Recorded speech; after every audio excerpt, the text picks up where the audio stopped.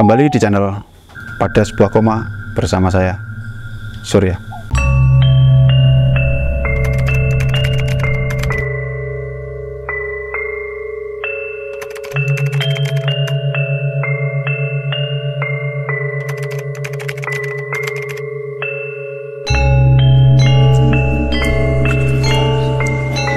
Narasumber kita kali ini Pak Mariono.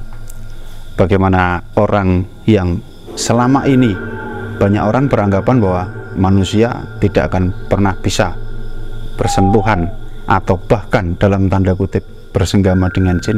Real, malam ini kita datangkan Om Mariono yang maaf sampai punya putri dari jin tersebut. Seperti apa ceritanya? Nanti biar Om Mariono sendiri yang bercerita. Gimana Pak Mariono? Sehat? Alhamdulillah, bersyukur. Ini gini Pak Mariono. Iya. Saya dapat info dari teman yang ternyata itu teman saya juga temenin jenengan, Mas Agus Bolodemit. Iya, Mas Agus Bolodemit itu jenengan punya banyak cerita yang menurut kami di luar nalar ya, betul. Di luar tingkat kemampuan manusia biasa. Bisa diceritakan Pak Mar? Dimulai dari mana dulu? Ya, jenengan pertama kali bisa lihat kayak gitu kapan? Gitu dulu. Waktu kecil saya sudah melihat hal-hal seperti itu. Umur berapa itu? Waktu itu saya belum sekolah TK ya, tapi sekitar umur ya SD kelas 1 kelas 2 kelas 1 kelas 2 baru. Ada keturunan mungkin? Saya kurang paham. Mungkin kata orang mungkin karena di kampung dulu kan saya kurang paham. Dulu saya sangat menyukai bahkan mencintai hal-hal gaib, sampai saya berguru ke sana kemari. Kebetulan juga gurunya Mas Agus, teman panjenengan. Oh gitu. Nek jenengan pertama kali lihat sekitaran SD. Iya. Pangapunten, sosok apa yang pertama kali jenengan lihat? Manusia berkepala anjing. Itu saya sampai takutnya itu. Yang namanya anak kecil takut. Saya bapak kalau aku asu wong ndase asu. Jadi di waktu itu masih desa Mas ya. Jadi di tempat kami itu di Sewalan itu dulu masih desa dan banyak pekuburan atau makam yang masih dipakai. Tapi sekarang sudah 2 makam yang tidak dipakai. Dan dari di situ waktu sekitar jam setengah 7, jam 7. Kalau dulu jam 8 kan anak-anak disuruh masuk. Lah ini sekitar jam 7. Biasa anak kecil kalau kencing kan sembarangan ya? Sembarangan. Ya. Terus saya sini apa Mas? Ya apa? Saya menghadap ke timur. Kebetulan di situ ada pohon kelapa itu 3, 1, 2, 3. Terus saya kira apa itu, lompat dari sana ke sini, sana ke sini, sana ke sini. Saya melihat saya Mas. Saya bilang gitu.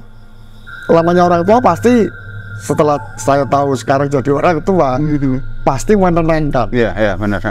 Nanti orang apa-apa, wes ora sampai pikir-pikir ngapusi le, orang. Besoknya lagi Mas, sampai berapa kali. Kalau pas saya malam-malam, kebetulan saya ke situ lagi, seperti itu lagi, sampai akhirnya itu saya jadi penakut. Sebenarnya saya entah dari lahir takut atau waktu itu takut, tapi memang akhirnya jadi penakut gara-gara itu. Karena hal-hal seperti itu baru pertama kali ada manusia bermuka anjing lompat sana ke sini. Dia baru itu besar sosoknya itu. Dia seperti manusia Mas. Oh, pasti seperti manusia. Perawakannya manusia asli manusia. Karena memang dulu di kampung kami, coba nanti jangan bersot sama Mas Agus, itu sangat terkenal angkernya. Angker ada mbah yang nunggu itu namanya Mbah Sambi. Itu jadi pertama kali itu lah. Setelah jenengan sampai sekarang hidup sekian puluh tahun, menurut jenengan yang pernah nemuin jenengan sosok yang paling jelek menurut jenengan? Yang paling jelek itu pocongan di depan muka saya.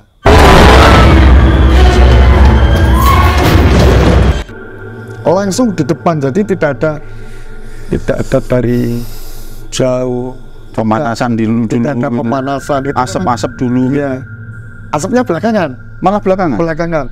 Jadi tidak ada, itu mungkin kesalahan saya Mas ya. Lah kok kesalahan jenengan? Karena begini, waktu remaja kelas 3 SMP, ibu saya meninggal. Saya nangis terus Mas. Terus suatu saat sebelum ibu saya meninggal, dulu saya pernah bilang, Bu, aku dongak kita Bu, ben dadi wong sekti. Itu, iya begitu. Terus, jawab gue tak dongak dia dadi wong sekti, mungkin dengan artian guyonan agar saya menjadi, hati saya menjadi tenang. Setelah, terus lanjut ya, ibu saya meninggal, saya nangis. Ini ya, kalau kita kehilangan seorang ibu itu, apa ya, kita seperti kehilangan arah, nangis terus akhirnya saya tidak tahu Mas, puasa sendiri lah itu yang bikin apa ya, Puasa sendiri tanpa bimbingan? Tanpa bimbingan. Nah itulah awal dari semua makhluk datang pada saya.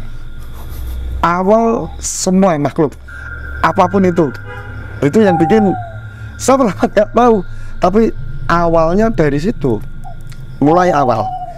Tapi yang paling menurut jenengan paling jelek, yaitu tadi pocongnya langsung di depan sini, jaraknya itu enggak ada sejengkal, enggak ada. Jadi itu pas kondisi jam berapa atau pas ngapain? Waktu saya mau tidur, jadi saya mau matikan TV itu Mas. Kembali ke pertama dulu. Jadi saya puasa ingin bertemu dengan ibu saya itu Mas, kekeliruan saya. Oh, niatin jenengan gitu. Iya, saya kangen mungkin berapa tahun tidak ketemu. Saya puasanya gampang aja Mas, karena ada bimbingannya.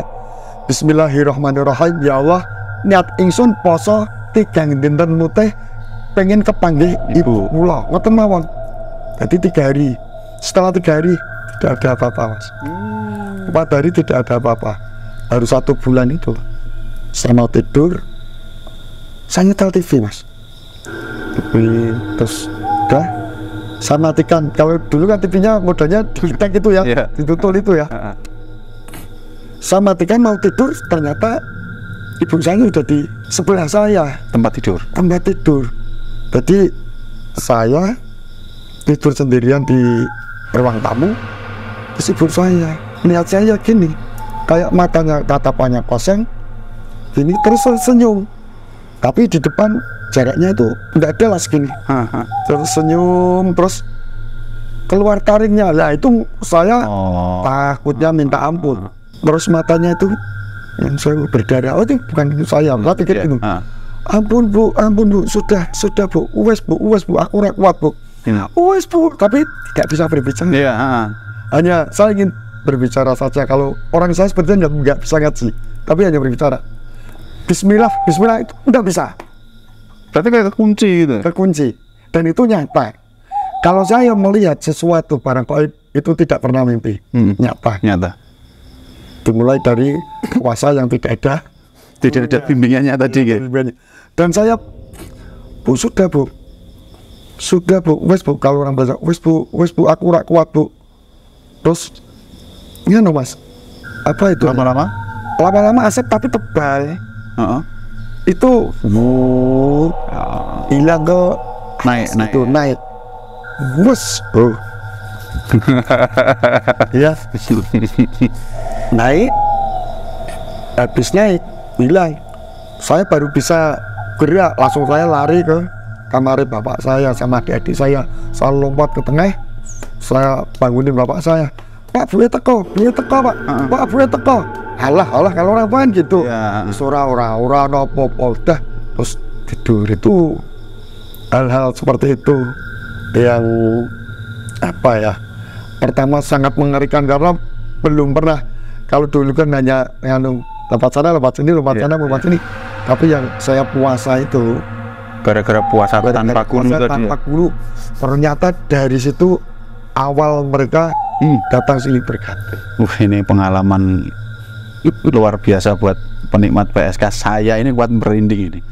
Ini tidak tahu kenapa ini merindingnya luar biasa. Nah, kita lanjut. Itu tadi pengalaman sejarah jenengan pas pertama kali lihat, kemudian yang menurut jenengan paling mengerikan. Nah, di antara sekian puluh mungkin kejadian itu pasti ada salah satu peristiwa yang menurut jenengan itu akan jadi memori lah. Kalau yang jelek tadi kan memori tapi jelek. Iya. Yang menurut jenengan paling epic lah, paling keren menurut jenengan. Paling keren. Ya, menurut jenengan yang paling keren, paling enak, paling ini astral tapi nyenengke gitu loh. Saya bercinta dengan jin. Iki apa nih? Saya juga nggak tahu. Itu umur berapa jenengan? Bukan umur berapa, sudah tua kayak gini, Mas. Loh, malah baru-barusan ini berarti? Iya, tapi sebelumnya dulu kan pernah. Tapi karena jenengan minta saya langsung yang berkesan sampai sekarang, Iya, bahkan ada sampai sekarang, sampai sekarang. Ya ini bercinta dengan jin. Asal muasalnya dapetnya. Dapatnya asal muasalnya begini. Saya pecinta adu ayam. Sabung. Sabung. Benar, heran nggak sih? Tapi karena memang di podcast ini harus saya ceritakan dari awal mula dari saya menemukan jin tersebut. Iya. Saya datang, saya mandiin, Mas. Tiap pagi kan kita punya rutinitas kalau punya ayam ya. Betul. Pastilah jam 6, nanti jam 8 di Jemur. Ayam itu baru saya mandiin. Saya lepas di tanah. Saya nggak tahu, terus saya berbicara sama temen, ngobrol kanan kiri ngalor ngidul. Nggak tahu ayam saya tuh kok mencurigakan. Apa kalau orang Jawa nguker-nguker, sama notol-notol itu ya.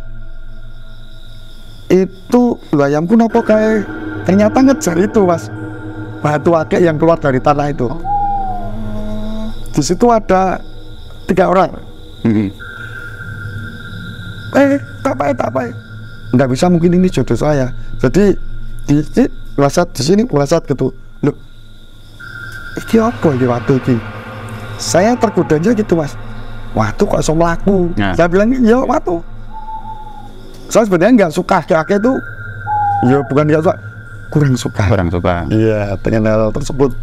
Hal-hal yang mistis sebenarnya sudah pengen saya lupakan. Bahkan saya sampai kesana sini untuk menutup hal-hal yang gaib-gaib. Nah, dari situ pertama timbul rasa cinta kepada batu tersebut. Warnanya apa, Nonsen? Warnanya itu putih ke ungu, ada biru-biruan. Terus karena bahkan sama istri saya, aku tuh wajah ayo timbang deh. Kebetulan saya seorang MC atau Pranoto Coro. Iya, saya seorang MC atau Pranoto Coro. Mungkin dengan adanya akik tersebut akan menambah wibawa. Ngatahan ya. Iya. Satu itu, dan saya sangat bangga. Saya masih ingat waktu itu saya kasih apa ya, emban. Kalau bahasa Indonesia apa, Mas? Cincinnya itu. Sama buat merek akik ini ya. Emban. Masih ingat harganya 25.000. Iya, benar, sekitar itu memang. Ya. Masih ingat. Terus yang aneh, Mas, setiap saya pakai akik tersebut, saya tambah pede, dan yang tambah gila ini, Mas, karena shop itu datang terus, Mas. Iya, saya bilang sama istri saya, sedangkan saya bekerja, jadi saya nggak bisa apa ya, kalau orang bilang orang soprai tak enak, saya ikut PT. Ya, enggak. Terus apa mergo pakai iki. Nah, pikiran saya tersitu, wah, untungnya saya tidak terjerumus, Mas, tapi akan saya ceritakan apa mergo akik iki ya. Lah, saya mulai mencintai akik. Ya, benar. Penasaran kan? Setiap saya sabung ayam, saya selalu pasti di kuburan, Mas. Ya, biasanya tempat yang agak jauh lah, biasanya dari agak jauh, tapi dari perkampungan biasanya dekat-dekat kuburan gitu. Sampai mereka bilang, saya itu sembarangan, enggak pernah apa-apa baca-baca. Kalau mereka kan ada yang pakai mantra-mantra, surat ibu.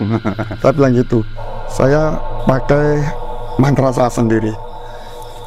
Mantra saya gini, kalau pas sabung ayam saya nyuci, kan saya cuci sendiri, Mas. Saya nggak percaya sama orang lain sih. karena dulu pernah ada yang diputus. Oh. Iya, uratnya. Saya selalu sampai mereka marah, Mas, ojo ngono. Kuwi ora apik. Sudah gini Mas, saya beri nama Widuri Mas. Ayam itu. Ayam itu sampai terkenal loh Mas. Kalau pas saya beritahu ini akek yang nemu kamu harus bisa nyawiji sama akek. Itu saya bilang, koe ono musuh. Saya bilang gitu. Dan peta ngono sambil saya air. Ibaratnya jenengan sambil ngelanggam gitu. Orang saya pas ngelanggam banyak orang yang datang dan mereka suka. Ojo nganti kowe kalah Sajio. Oh gitu. Iya Mas, rekor terbaiknya adalah 7 menit langsung musuhnya mati. 4 kali menang. Jadi 7 menit? Iya. Tajinya kan panjang Mas. Jadi apa ya, karena saya sudah mungkin pikiran saya, otak saya sudah terkontaminasi dengan akek tersebut. Ya Pak? Pikiran saya pokoknya aku yakin karo kue. Aduh iki repot.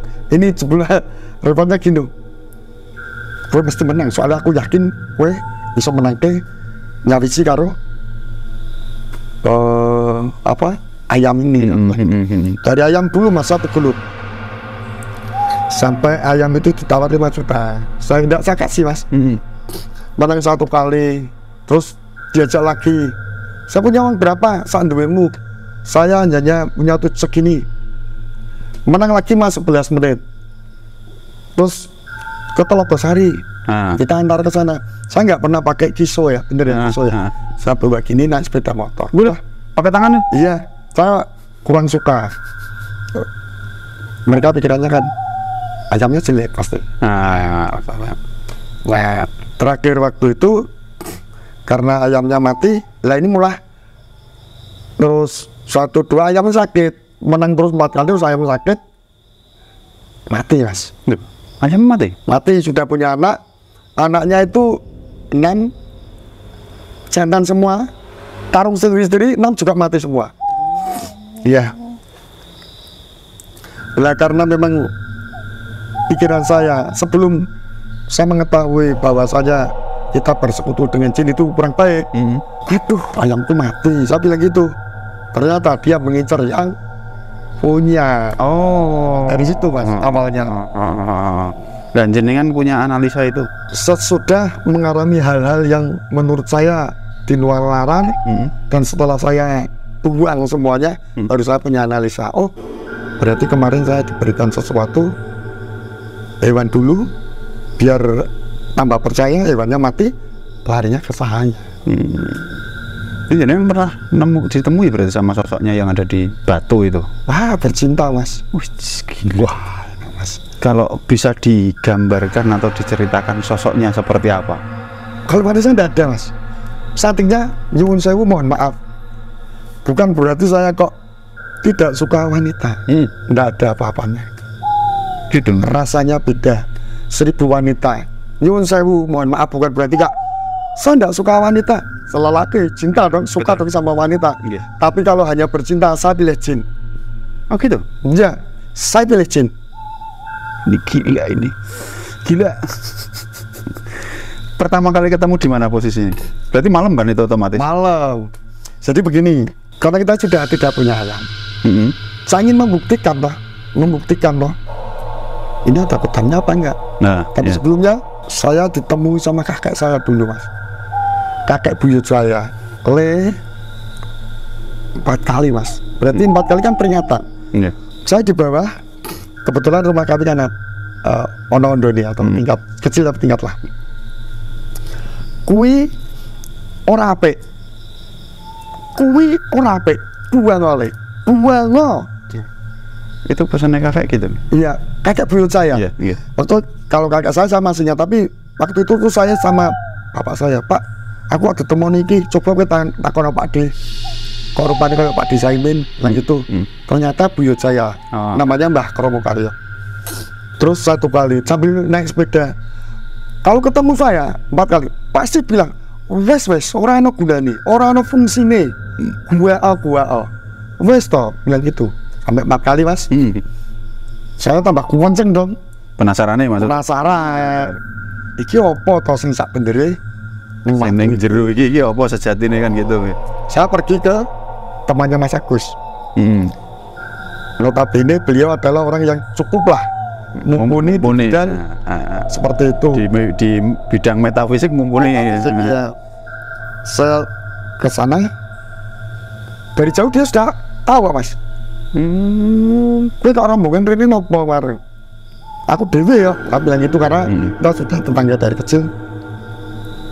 Gue kira rombongan so. Kamu takon ini lah ya maksudnya rombongan ini wong akeh. Gitu. Terus saya kasihkan lagi saya. Itu lo mas ki apa? Oh dicek tadi ya? Dicek, tapi dia tidak menjelaskan beliaunya itu. Orang pintar tersebut tidak menjelaskan bahwasanya di situ ada apa. Dia bilang gini, ini wae tak wis mar.